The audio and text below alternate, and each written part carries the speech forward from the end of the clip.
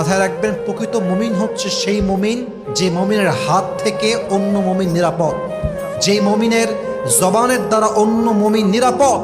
আমি হব সবার জন্য নিরাপদ। আমি কাউকে জেনে বুঝে অকারণে কষ্টের কোনো কারণ আমি কারো জীবনেই হতে পারবো না। রাজি আছেন তো ইনশাআল্লাহ?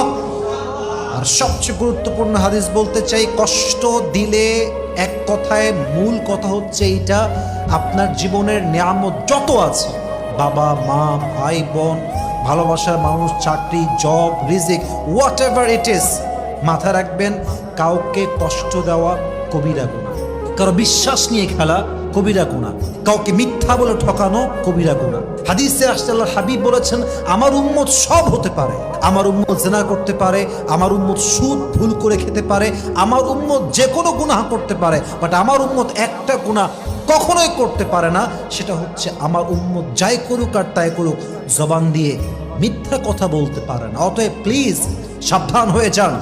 আপনি যদি কাউকে কষ্ট দেন, ইযা কুনতা ফি নি'মাতিন ফারআহা ফাইন্না যুনুব তাজিলু নি'আম, যেই বান্দা নিয়ামতের কদর করতে জানে না, গুনাহ করতে থাকে, আল্লাহ একটা সময় গিয়ে তার সমস্ত নিয়ামতটা ছিনিয়ে নিয়ে যায়। ঠিক কি না বলেন?